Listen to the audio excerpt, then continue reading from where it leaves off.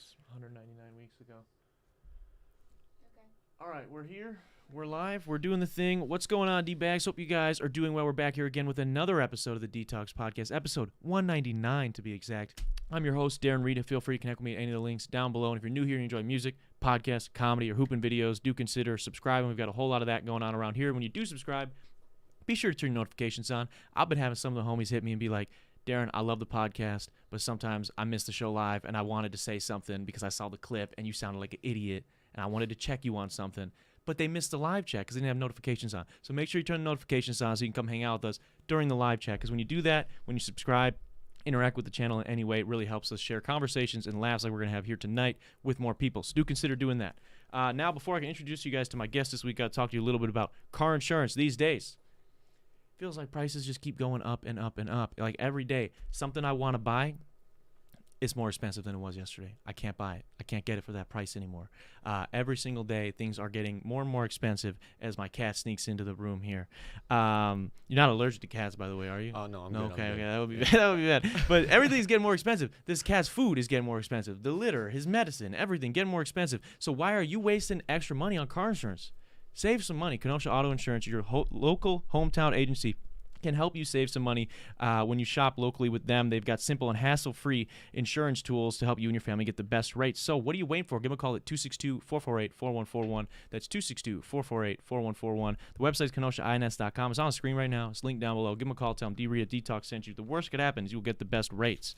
Now, with all that good stuff out of the way, I'm pumped to introduce and get to chop it up with and meet, because I'm meeting him for the first time today, my guest this week. He's an artist and a manager of sorts. He's doing a whole lot of things, wearing a whole lot of hats. Let's give a wet Dtalks welcome to Ian James. He's in the building. What's going on? What's going on, man? How you doing? Good, man. Good. It's good to have you here. First off, we had kind of a scheduling mishap that brought us here today, but I appreciate you pulling through. Yeah, of course, man. I'm a fan of the show. I was meaning to get on here at some point anyway, so it just happened sooner than we thought. Yeah, but I appreciate you pulling up, man.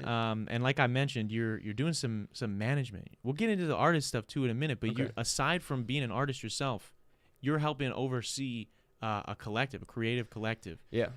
Do you want to explain what's going on for our viewers? They're like, who is this guy? Yeah. First of all, hello everyone. My name is Ian James. Don't forget the period before Ian and the period after James. Crucial. Yes. And what's it crucial. For? Because I'm the whole sentence. Don't forget that. Don't forget it. You heard it here first. I like that, by the way. I like that a lot. Appreciate you. Yeah, I'm a member of Spider Creek. We're a local collective. There's 6 of us. It's myself, St. Trey, Makata, Lizzie K, Kiba, and Love Peso.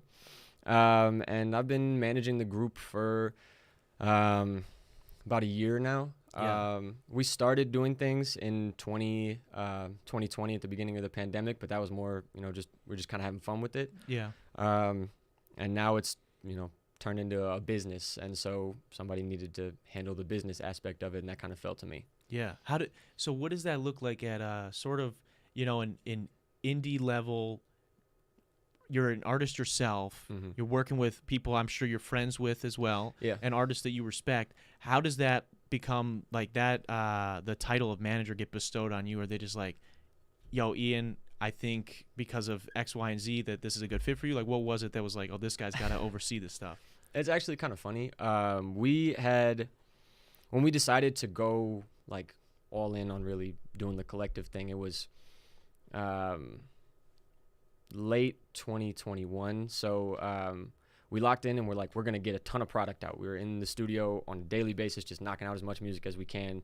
So when we started releasing, we had backstock and we would be able to focus on shows and other things like that. And so when we did our first show in January of 2022, I think it was, I booked it. And from there, they were like, you handle that. Yeah. And so it turns out I'm pretty good at it. I come from a family of people who are kind of smooth talkers, and I don't know, the business thing kind of just came naturally. Yeah. So I've been trying to do my best to learn everything I can about what it's like to manage artists. Dude, that's pretty cool. I'm not gonna lie. Like, just especially the way it kind of organically fell on your shoulders, right? Yeah. And it's important to have somebody like that, especially in a collective or in anything really, that is willing to have those conversations that maybe not everybody wants to have. Some people, I'm not gonna lie. I'll make my girlfriend call the whoever it is. If we gotta order food, I'm making her call. Yeah. And I got no problem calling if I have to. But I know if she's there, I can rely on her. So now the team, Spider Creek, has got you to call and order the food. I guess so. Yeah. Not like that, but you know what I'm saying. I feel you. Yeah. So you handle stuff like that. Yeah. Why? What like enticed you about maybe doing a collective? Because we were talking before we went live off air about you've been kind of dabbling and doing some music behind the scenes for a while. Yeah. Obviously prior to 2020 when you guys kind of grouped up. What kind of drew you to like maybe we should like make this a thing? What separates like collaborating with somebody once or a couple of times to like let's make this a family, let's make this a team? Yeah. So. And when we did the first Spider Creek lock-in in 2020, it was just 4 of us. It was myself, St. Trey, Lizzie K, and Makata. And we made 6 songs over 4 days. We put it out as a project and just called it Spider Creek Quarantine because it was very beginning of the pandemic when quarantine first happened. Where's the name come from, by the way? Oh, Spider Creek. So we rented an Airbnb literally on Spider Creek. Okay. Yeah, and we're like, that name sounds cool. Let's stick with it. Yeah, that's cool. That's funny how that comes out. Perfect universe aligning. Exactly. And then after the fact, we were all around each other all the time. Lizzie and I have been together for a while now. We were always working with Makata and Saint. And so after a while, we were like, it just makes more sense instead of trying to all be solo artists who work together all the time. Why don't we just be a collective? Because you get to maintain that individuality of the solo artist status while also being on group tracks all the time. It's a perfect medium. Yeah. Do you think too? I feel like at at kind of the stage of maybe your guys' careers, it's definitely got to be helpful in like the promotional aspect to not have just because when you're going to bat as an independent artist, you're having to do so much for yourself, so much fighting and for people's attention too online. Yeah. So now you guys have how many people in the collective now? There's 6 of us. 6 of us. So now take what you would have had just yourself trying to get people to be like, hey, listen to this awesome stuff I'm working on. Now you got 6 people to help you do that. Exactly. And what's great is, when somebody puts something out, we're all pushing it for, until the next thing comes out. So we're all posting it all the time. And I have a different group of people who follow me than maybe Kiba does or Lizzie or anybody really. And so if I'm pushing something that you just put out, the people who like what I do are going to go check that out and vice versa. And so I think it's beautiful for marketing. We're able to kind of grab everybody else's fan base and then bring them all to the collective. Yeah, you gotta have the Iron Man and the Captain America film before you can do Avengers, right? Exactly. That's what you do. You bring everybody together. That's cool, man. What so in doing the collective, how do you have a different approach then when you're doing solo music as opposed to the collective stuff, or are you still working maybe in tandem with people in the collective, but you're have more of a singular focus, or is it, how does that work creative wise? Solo stuff is more, I want to focus on myself in that, I guess, kind of telling my story and things that are important to me. And not that I don't get to do that within the collective, but when you're working with everybody else, it's more about like, what's the vibe today when we're in the studio? What do we want to do? You want to jump on some kind of R&B feeling something, or are we really rapping today? Or, content changes. And then at that point, it's really just about what can we do as a group to make this the best song possible. You guys push each other on solo project. You maybe hear something, a demo that somebody's working on, you're like, so-and-so, I think you could maybe... Oh, yeah. You could do this a little bit better. Yeah, definitely. And I don't even know if it's you could do this a little bit better. It's maybe like, hey, do you want to try this? I've been recording a lot for Love Peso, who's working on his next project right now. And when we sit in those sessions, he is really starting to lean into the fact that he is a singer. He's been really rapping up to this point, but the dude can sing his ass off. And so we've all been pushing him to get to that. And so, he and I have a lot of sessions alone where I'm sitting there recording for him, and I'll be like, hey, wait, try it like this and see how you feel about it, and then kind of bounce ideas back and forth off of each other. Yeah.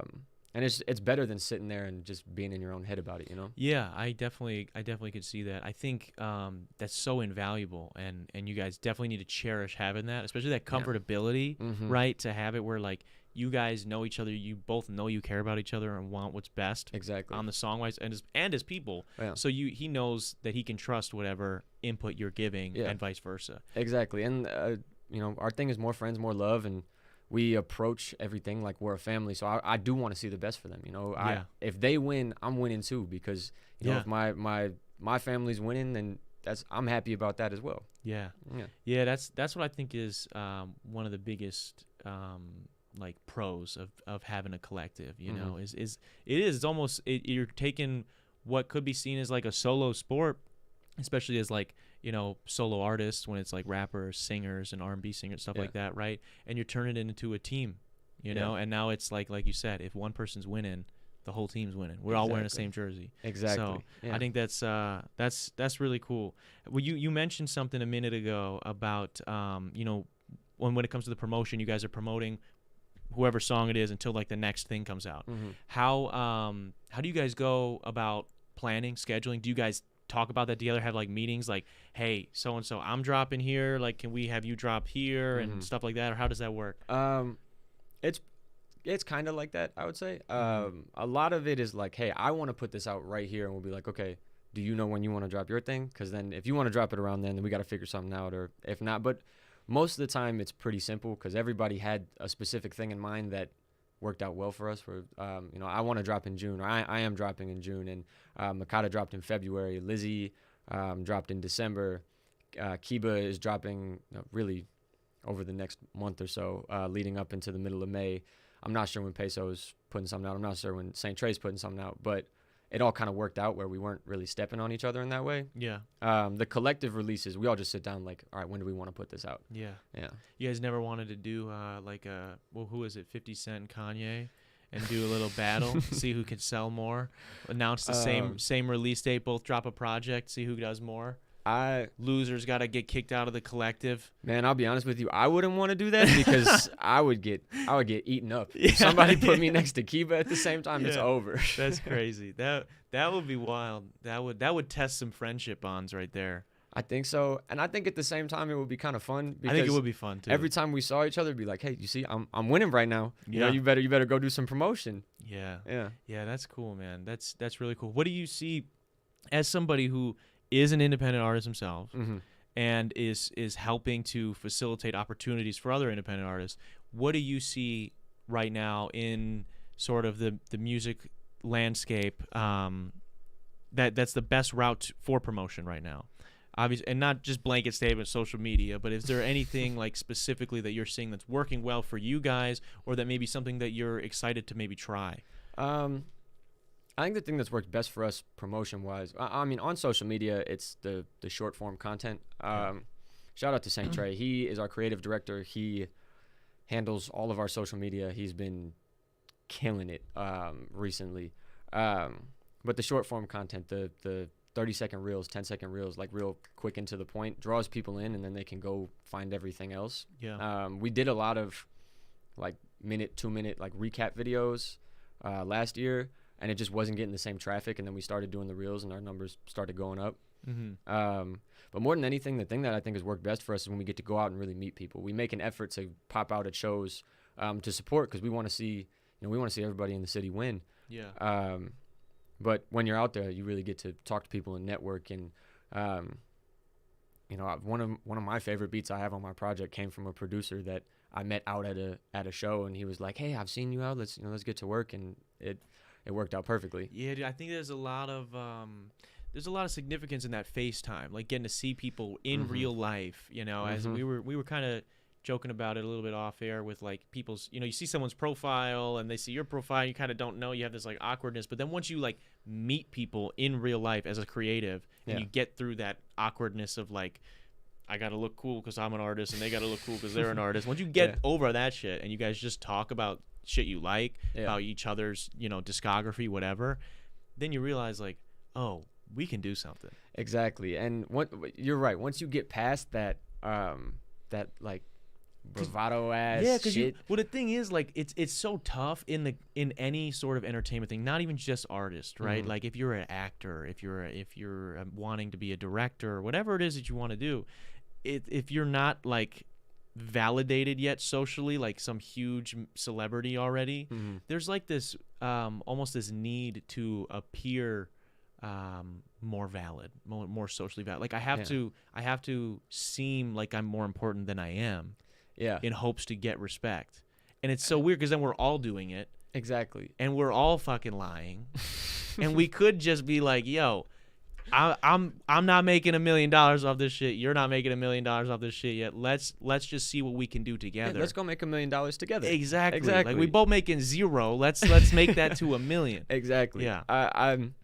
That's one of the things that I've really loved about what's going on in the city right now is you see people starting to just like let their ego fall, and I don't have to walk around and be a big man, because now that we're all kind of getting to know each other, I love the fact that I can make a call to a lot of different artists and be like, hey, let's lock something in. They're like, yeah, let's do it. And it's not stressful. It's not something to worry about. Like it's, like, damn, I sent that. That was kind of weird punctuation in that DM. Yeah. Now I'm scared that maybe they're mad, or vice versa. They send you something, they're adding a couple extra periods. You're like, shit. Yeah. Are they pissed right now? Dude, Are and they then pissed right now? you just wait to see what is going to come out of that. Yeah. It's terrifying. And then they don't respond. They post on their story, and you're like, what the fuck is going on? They hate me. Then they text you back, oh, yo, sorry, bro. Didn't even see the My bad, boy. And it was, and maybe they just truthfully didn't even care. They weren't even thinking about it like that. By that point, I'm already freaking out. Yeah. So I've already had the panic attack. Exactly. So. But yeah, once you get over all that, man, and you can just like enjoy each other's creativity, I think that's cool. I think that's like, I think of it, and I'm sure you do as well. Like, if this is something you really want to do, and like you can see it in your mind working out in the best way possible for you down the road, years down the road, you're a household name doing the thing you love, then I feel like you have to see these moments now where you're on the come up, working with different people that some people are going to maybe quit in a year. Some people are not going to be here right now. The beauty in that this moment right now, working with this artist and hopefully creating something cool. Yeah, exactly. Like, I don't see any point in dwelling on what's already happened or focusing on what could be, when you could be like, this moment right now is fucking dope. I want to sit and live in this until it's over, and then figure out what's next from that point on. Yeah, I think that's important. I think that's how you make better music, better art in general. So give me, I know we've kind of touched on some of the positives already, but give me 3 pros or 3 positives to being in a rap/artist collective, as opposed to just doing everything solo. Having somebody to lean on when you're struggling is amazing. Like, because everybody, we're all still our own individual artists. Everyone has this ability to help out when you're struggling, I guess. Yeah. So if I'm having a hard time getting out a verse, or I have writer's block or something like that, I can look over one of the other 5 people in that room writing and be like, okay, this is what their process looks like. This is what they're talking about. Let me see if I can try it like that and see how that goes. Or, the same thing with everybody else. And it, you can relate, it's a shared experience. You guys all know what it's like being an independent artist, hungry for success and trying to prove yourself. And you all know what it's like to maybe be having a day where it's like, shit, it's just not coming out right now. Exactly. So maybe how to at least approach it from a different way, to be like, hey, maybe try it this way, man. I've been just like that before. Yeah, Let's try it like that. And it's competitive as fuck too. So like, when I go in the studio with all of them, I'm like, I gotta try and outdo everybody. And maybe sometimes that happens. Most of the time it doesn't, because there's so many of us. But do you think it causes you to make better stuff, though? Absolutely does. Yeah. Writing by myself, sometimes you come up with some real gems when you're writing alone, but when there's other people in the room that like, they're gonna get on this, and I know what they can do, so I gotta try and outdo that. And it's not like I'm wishing anybody is writing bad music. You want them to make something great, because it's gonna force you to make something even better. Exactly. Iron sharpens iron, really. Yeah. No, that's cool. That's very cool. So having somebody to lean on, we're gonna count that as one. If they lean on and relate to, we'll count that as one. What's something else? I love sharing the stage with multiple people. Sharing the stage, okay. I've done solo sets, but going up there and because there's so many of us, like, if we are doing a 30-45 minute set, like, I'm up there for a song and then I'm running off and somebody else is coming up, and like, it's just song after song after song, different vibes the whole way through, different people coming on the stage. When you get to watch it, I think it's really cool, like, because I jump off stage and I'm watching my family up there doing their thing. I love that. And being able to, like, again, lean on somebody else when you're up there, it's less nerve-wracking to know that you have people you trust standing up there with you. That makes sense. So we got performing together, we got being there for each other, leaning on each other. What's one more thing that makes it all the more worth it being in a collective, as opposed to just trying to go it alone? The family aspect of it. That's probably the biggest one.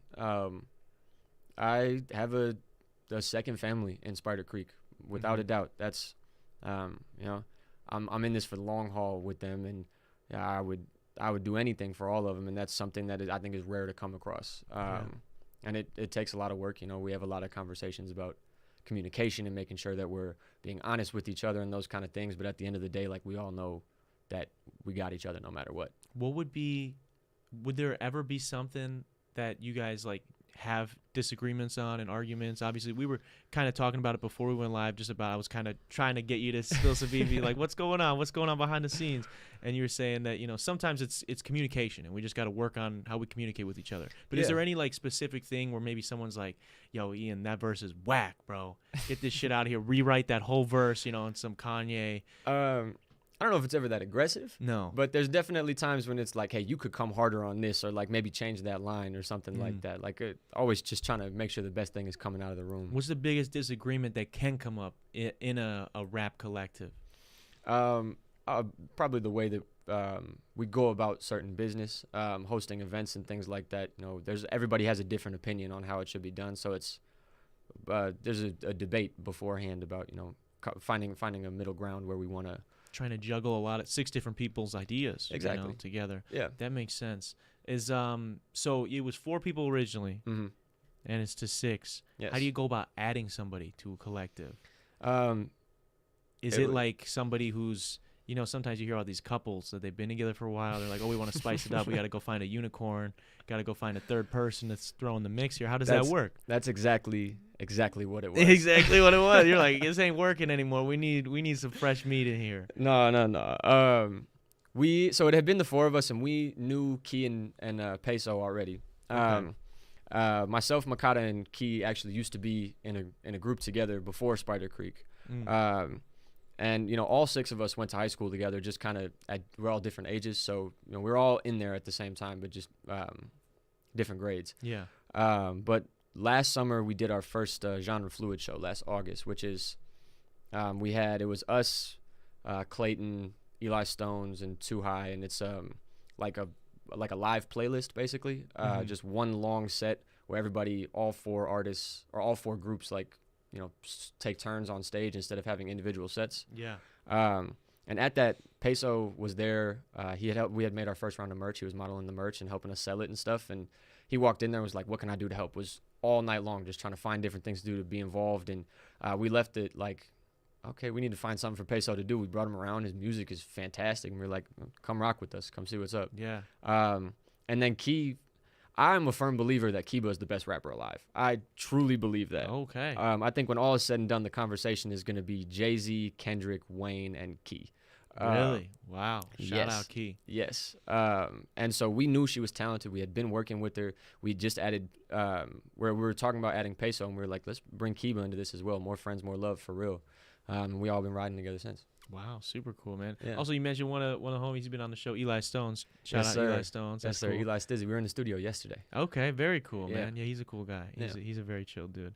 Damn, so that's cool, dude. It's interesting, all the kind of ins and outs that go into having a collective and keeping it together. What's something that maybe on the solo front as an artist that you're like really excited about that's coming up? Obviously, you got the project you mentioned. Yes, sir. June 27th, with or without doubt. Look for it on all streaming platforms. That's gonna be the first solo release. Yes, that's my first solo project. I am nervous but excited. You know. Yeah. On the solo front, it's that I got a single coming out in the end of May from the project, and it's nerve-wracking. It's I think a lot of people's first project is like story of my life kind of thing. Let me just, let the public know what I'm doing. Doing this group music, it doesn't get to be centered around you, if that makes sense. You get to throw your little 2 cents in, but it's about the overall idea. And I love doing that, but I also want to, tell everybody who I am as well, and that's kind of what everybody's going to get. Yeah, it's different to have that sort of that self-expression, right? Where it's like, this is my personal perspective, this is my solo perspective. Are you going to have any features on the project? Yes. So I got Mellow Child. He's featured on there. Lizzie K and Love Peso, and then I got one that I can't announce yet. We got to make sure that that's solidified first. Oh, okay, very cool, man. Yeah. That's some mystique going in. Yes. That's exciting, man. That's very exciting. I want to touch one more thing on the collective. Are there any rules to being in this collective? Like, is this like a Spider Creek a rap cult of any kind? Are there any rap cult? Yeah, are there any? That would be cool. I should make a rap cult. You know, I don't have a rap group. Maybe I should make a cult. What would a rap cult look like? I think we'd have to get matching tattoos. I think we'd have to maybe. Shit, we have matching tattoos. This dude's in a fucking cult, bro. I promise it's not a cult. This dude's I promise in a cult, bro. It's awesome, man. That's super cool. No, yeah, I think I'd have to have matching tattoos though for sure. We'd have to maybe commit some sort of blood oath. Maybe a sacrifice. We definitely haven't done that. No sacrifices? No sacrifices, no. Damn. That would be cool if you did, though. No, time and money, I guess. If you time can and money, that. yeah, exactly. That's fair. That's fair. There's no any rules like when you guys do a studio session together, like someone tries to, I don't know if there's any etiquette things you're like, man, I would really prefer you not bring X to the studio or not do this while we're doing a session. Is there anything like that you guys kind of bump heads on, or everything's pretty smooth? Everything goes pretty smooth most of the time. When we're working, like, you know, the studio that we work out of most of the time is in the attic of my house. We built one out up there November 2022. So you know, if people are pulling up, they know well enough, like, all right, Ian, Lizzie, and Saint all live there. We gotta make sure we ask if we're gonna bring somebody with us. Unless, you know, they're part of the family. Yeah. And so I don't really think that there's any problem there. The biggest thing is, like, don't bullshit. Don't come in here with negative energy and be trying to start fights. And most of the time we don't, you know, when we, you know, every family gets into arguments. And so when we do get into arguments, it's respectful and we kind of come to a common ground. Yeah. But I wouldn't say that there's a lot of problems in there. What could be something that would be off, like, would be non-Spider Creek? I don't know how I want to say that. What would be something I could do if, let's say I was in Spider Creek. Let's say tomorrow I'm the new. I just got signed, rookie contract here at Spider Creek. All right. Word. Okay. And what's something that I could do that you guys would be like, okay, no, this guy, we thought he was in, he's not in. You got to kick his ass out the cult. Man, if you can't out the cult, bro, you got to deal with that. Spider Creek is a cult. It's gonna be a documentary on it soon. These guys are all drinking Kool-Aid. You're going to get me in trouble. No, I'm just kidding. Shout out Spider Creek. I'm sure it's very cool. And I'm sure the Kool-Aid tastes great. It's fantastic. It's good. It's good. I think if you came in, like, just choosing violence, like if you came in just angry and bad energy and that kind of stuff, we're not going to go with that. And one of the things that we stress is communication. Like, we got to talk to each other about everything. Every decision is a group decision. And so, you know, if you're going out and making moves on behalf of our business without telling anybody, that's an issue. That would be, yeah, I could see that. That's a thing that I think is really cool, man. Obviously, I'm making jokes and whatnot, but I applaud what you guys got going on, man. I think it's cool. I respect that you guys all come together with this shared idea of just wanting to see each other do well. And it's interesting too. You mentioned that you guys all went to the same high school. Yep.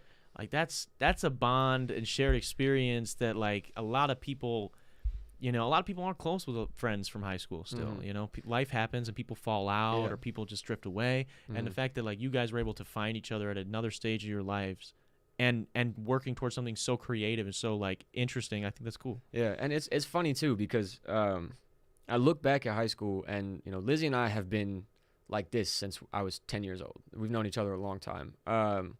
But Lizzie was cool with Saint and Makata in high school. Lizzie and Saint were kind of like the art prodigies at our high school. And then I played basketball with Makata, and Peso's younger than us, but he is Saint's best friend when we were in school. He's his cousin or something along those lines. So they knew each other through that. And then Kiba is older than us, and so I had a class with her my sophomore year, and we knew each other. We'd sit in the back of that class and just fuck around. And so you guys all had these little, like, connections started. It's like a web of Spider Creek web starting up before the name even came about. That's crazy. Yeah. Wow. That's cool, man. That's very cool. Aside from the collective and your own solo stuff, when you're not rapping, when you're not making music, singing, performing, or being a manager, what are you doing?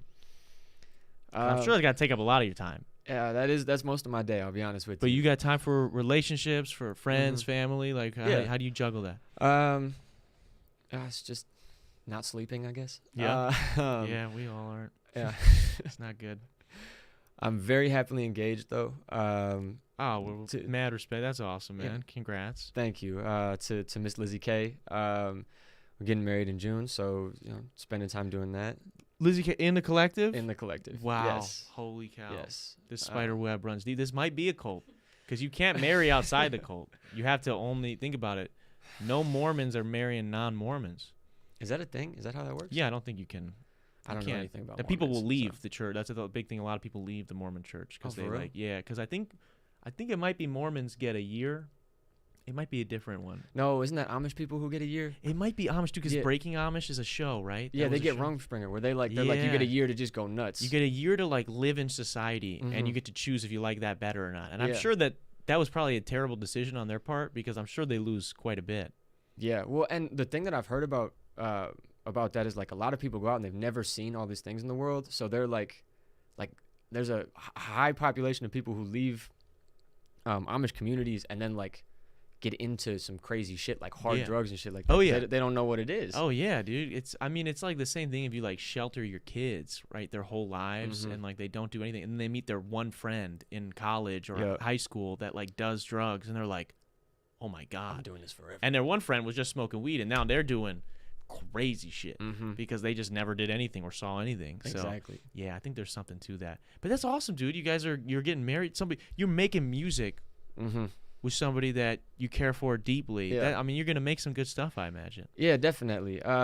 We try to write together. Very different styles, so it's hard sometimes, but it's cool. One of the things we love to talk about is that we, a lot of people have issues in their relationships when they're trying to go do music and make a career in this, because you don't have time for your partner the way you would if you weren't, a musician. But we get to kind of chase it together, and that's a really cool feeling. That is cool. You guys ever have like how do you manage, like, being a couple? You guys been together how long?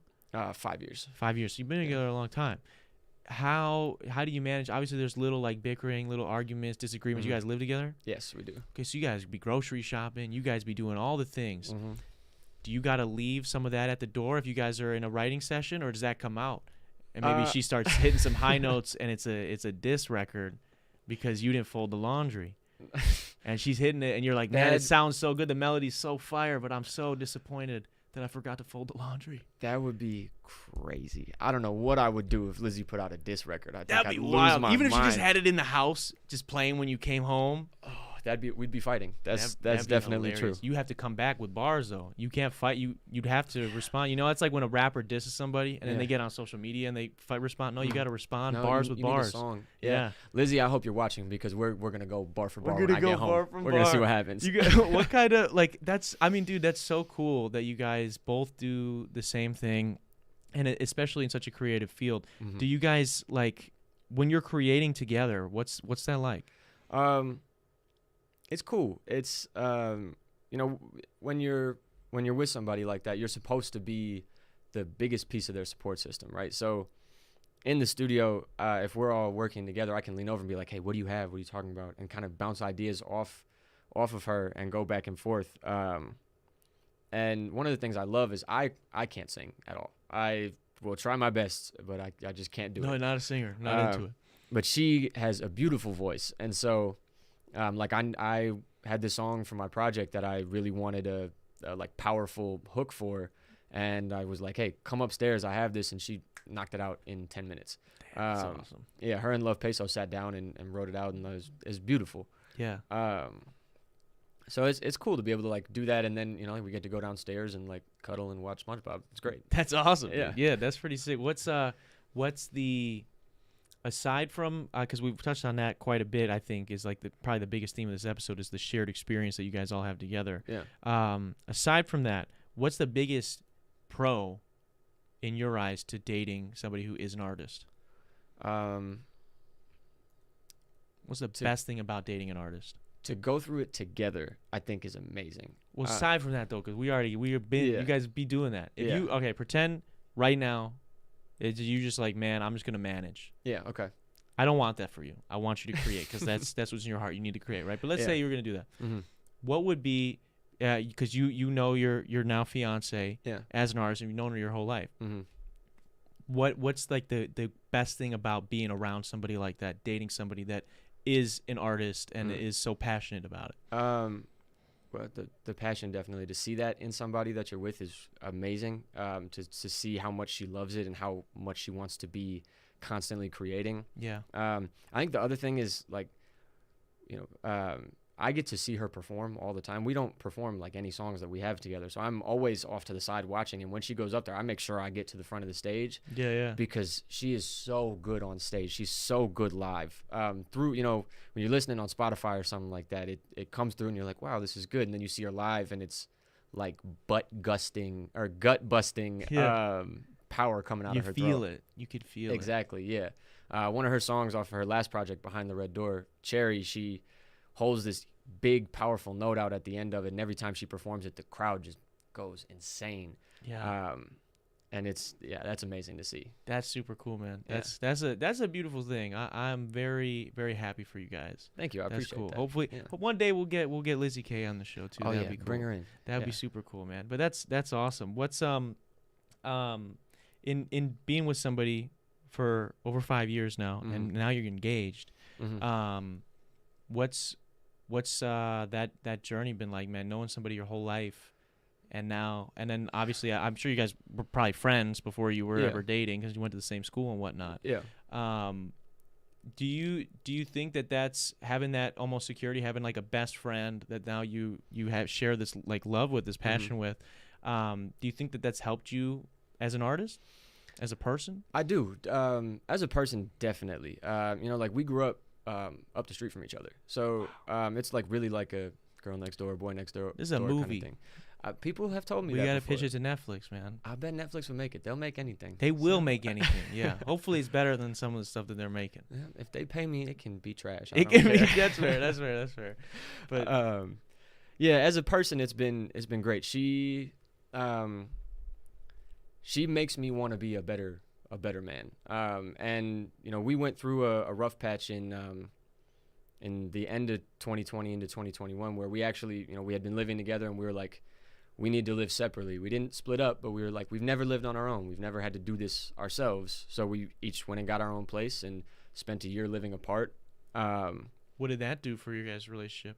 It made me appreciate what it's like to be independent, but also appreciate what it was like to have her around all the time. There's nobody I'd rather come home to at the end of the day.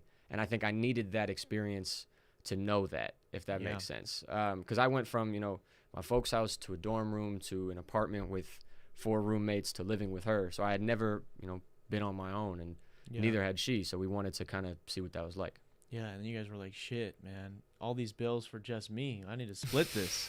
Rent ain't cheap out here. That's really all it was. That's what it came down to. No, that's cool, man. I think that's really cool. I give you guys props too for being able to. A lot of couples I don't think could do that. I don't think they could go from like living with each other, even if there were other roommates involved, whatever, to then being like, hey, I think this would be best for our relationship. Let's try this. I think a lot of people, if that was ever proposed, would be like, we're done. We can't do that. I'm not doing that. Yeah. So I respect that you guys were able to kind of work that out in a way that made sense, and now you guys have been happier than ever, and you guys are engaged and going to be married soon. Like, that's awesome. Yeah, I think that I wish people would be more open-minded to doing something like that, because it was really like not just relationship changing, but life changing for me. It opened my eyes to a lot of different stuff and changed how I viewed the world almost. What was something that maybe something in particular that like you maybe thought was one way because you guys have been together, living together or whatever, and then you guys both wanted to try this out. Yeah. And then you realized after having done that, and that's what made you guys eventually, move back in together. We decided to live separately because the pandemic. We were right on top of each other all the time, just in the house, too close, basically. Once we were able to get back outside, I I missed having her around. Like that was my biggest thing. You know, I remember telling my mom when I was 12 years old, I'm gonna marry Lizzie, and she was like, yeah, okay, go ahead, marry Lizzie. And I kind of lost sight of that in the pandemic through, you know, my own shit and being in such close quarters. And then once I was without her, I was like, wow, this life is not as good when you're not here. Yeah. Yeah. Wow. So you just needed to almost experience, just realize it. You just needed a wake up. You just needed to get caught with whatever Ryan Garcia got caught with in the liver this weekend.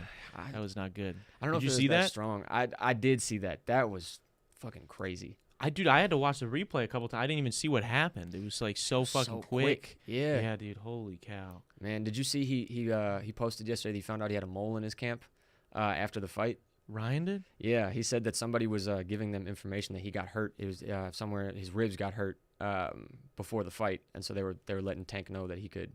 Wow, do you believe it? You think that was really what was going on? I don't think so. It feels like something that he said because he lost. Yeah. But I'm not gonna stop the drama. I want to see how that plays out. Yeah, let's get a second fight. Going. Hell yeah.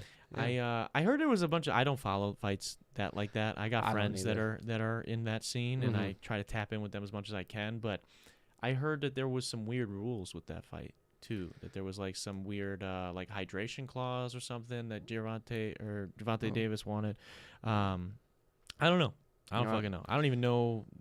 I'd never even heard of him until the Tank guy this weekend. No, I hadn't either. I was at the studio and they put the fight on in the main room, and I was like, oh, let's see what's going on. And apparently he's a boss, man. I saw some of the clips. He's a killer. Yeah, people were talking about he's the prize fighter right now. So okay, he's supposed to be that guy. Yeah. The punch looked scary. So that's all I gotta say. I don't want to be in a room with him. What about the Snapchat AI though? You be talking as the AI on Snapchat? I don't. No? AI scares me, man. Really? I don't like it. I don't like it. I'm not a technology guy, really. Mm-hmm. I think that it takes away from just what's going on out in the real world. Mm-hmm. But what AI can do scares the shit out of me. You've been seeing all of this, like the they got Drake singing Taylor Swift songs through AI now. Oh yeah, dude. Man, they're threatening my profession. They did, yeah, they got a lot. I mean, I think it's pretty crazy how good some of the these like AI voice filters are getting, because it's. I mean, especially you got to think too. The more data you have on somebody's voice, so like the more Drake releases music and sings in different ways and says words in different ways. Yeah. If people take that and keep feeding it into the same model, it's just gonna get better and better. Yeah. At being able to enunciate whatever I'm saying as if I were Drake. Yeah. And so I think I don't know. That's pretty scary. I mean, it's cool, but it's scary. Yeah. Same thing. I want to see some. I'm telling you, there's 199 episodes of me doing this. Okay. I want to see some wild diabolical shit with my voice eventually. I want somebody to take it and have me saying some crazy shit, because I just think it will be so funny. But yeah, dude, it's pretty crazy. ChatGPT is wild, and apparently that's what Snapchat's AI is like powered by. Oh yeah. Is ChatGPT. And I've been seeing some weird stuff, man, where like it lies. It will downright lie, and people are kind of tricking it now to like make it kind of lie on purpose. But but basically, you know, Snapchat has, for a lot of people, it has their location. Yeah. Like if you don't want to share your location, you don't have to. But a lot of people do. Yeah, but you swipe over, see the map. Yeah, you can see the Snap map or whatever. Yeah. And so like people would like ask Snapchat. I mean, this has been going around now the last couple of days. Have been asking Snapchat like, where do I live? And Snapchat will be like, oh, I don't have your location. Like, I don't know your location. Da da da da da. Like, I can't access that. And then they'll basically reword the question after a few more like lines of dialogue. Yeah. And they'll be like, oh, like, where is the closest whatever? And it'll be like, oh, it's this one right down the block from you. And it'll like pull up the directions like, well, wait, I thought you just said you didn't have my location. Yeah. I don't like that. And apparently it's doing it to some people that are in ghost mode. So like myself, personally, I don't share my location with Snapchat. Yeah, me either. I don't like that. But I know a lot of people do, but I don't. And apparently, even for people that don't, it's doing that. Is what I've heard. This is alleged. I haven't used it. I keep getting the message like, do you want to try the AI Snapchat AI bot? And I just keep denying it. But that's what I've heard. So AI, it scares me. I don't know where it could go. I think it's cool. I wish I had it in school because, Oh yeah, bro, writing papers, that would have been great. dude. Yeah, I paid for Chegg for a little bit, man. So I would have definitely. I did pay for Chegg too. Yeah. I did the same thing. You got to, man. It was buy the $400 textbook or pay $22 a month for Chegg. Mm-hmm. It worked out. Which one am I gonna do, bro? Yep. I'm broke. I'm in college. They messed up my financial aid. Come on. But yeah, dude, I think what's cool about AI is I think a lot of it. I think there's a lot of power in it where if we use it correctly and if we kind of learn the ways to use it correctly, I guess that we can free up a lot of like sort of time wasting things that we do. Mm-hmm. Like I've been seeing even like some of the editing for people, like short form content and stuff is getting better with AI. Adobe. Is it Premiere? I think just launched this like podcast editor thing that like if you're just editing any video in a timeline, you can like add this thing on it, this filter onto your audio, and somehow using AI, it can get rid of basically all background noise. And it's not just like a de-esser or some sort of limiter. Yeah. It like is using that as well as some sort of AI model to get your voice and then make the parts of your voice that are important more like enunciated and get rid of everything else. And it just, I mean, it sounds incredible. I get the TikTok. It's on my For You page all the time as people using it. Yeah. And I don't know. Some of that's really cool. It's crazy though. It is really cool. You're right. Like, it's insane how far we've come. Yeah. But I don't know. What are you scared of? What is Ian scared of? I'm a big science fiction guy. I'm worried about, and I know it's not a realistic fear. This is an irrational fear, definitely. But like, I don't know. There's a million movies about why AI is a bad idea. What's a good one? What's one that you've enjoyed or one that scared you maybe? Oh God, I don't even know. Ex Machina. You seen Ex Machina? I have. I love Ex Machina. Terminator's kind of like that, Terminator I guess. a little bit. Ultron and the Avengers was AI. Yeah. Who else is? I've heard. I haven't seen 2001: A Space Odyssey. But I've heard that it's a similar thing. Yeah, and I heard it's a really good movie. I haven't seen it though. Yeah, that's a good one. Other than that, I'm trying to think what else. I mean, have you seen Interstellar? I have. The robots in that are cool. Yeah. They're badass in They that are movie. badass. I recently just saw that movie for the first time, for real? like 2 months ago. It was a big deal for me. Me too. That's Saint's favorite movie. I told him Really? I hadn't seen it. He was like, "Dude, you got to sit down and watch this." Dude, yeah, dude, we got a free trial to Paramount Plus just so I could see that movie because it wasn't on anything else, and I was like, I need to see this movie. Yeah. So yeah, but the robots in that are cool though. Yeah, I mean, the robots could be cool They could be. if we can work with them. I think it just depends. If you had a robot, what would you name him? Let's say it was a little astromech, like a R2D2. Like, what would you give him? What would be his name? I don't know. I would want it to be something like super serious. Like, I'd call him like Greg or something like that. You know? Greg is a serious name. Right? Then he'd be like going around the house. Oh, what's that? Oh, it's just Greg. Don't worry about it. You ever hit him with the full name, Gregory? Gregory? He really fucks up. Yeah, if he's out here fucking shit up. Gregory. Get on top of things, man. Come on, Gregory. I'm gonna replace you with ChatGPT. That's not cool. No, that's wild. We need some links to your stuff. Yeah, we'll update the links after we're done with the show here. We will get you guys some links as well as you want to plug it too while we got some people in the chat. You want to just plug where they should look you up? Yeah, definitely. I'm on Instagram at the.IanJames. Ian James is all one word, IANJAMES. And on Instagram at spider.creek. That's where you can find everything for the whole collective, as well as spidercreek.net. You can get updates on all our upcoming shows, all the music we have coming out, everything that we've got going on. You can buy merch on there. That's spidercreek.net. And also, if you want to come meet me, I'm going to be at Linneman's River West Inn performing this Friday with Adorner. Spider Creek is opening up for them, so pop out and come say hi. Super cool, man. Very cool. Excited for that. Hopefully you guys got that. We'll have links in there as the show updates and whatnot. Also, I wanted to say quick thank you to everybody because we just passed 1,400 subs on the channel. Congratulations. Yeah, it's been cool. Short form content is big on that, so that's what's going on with that.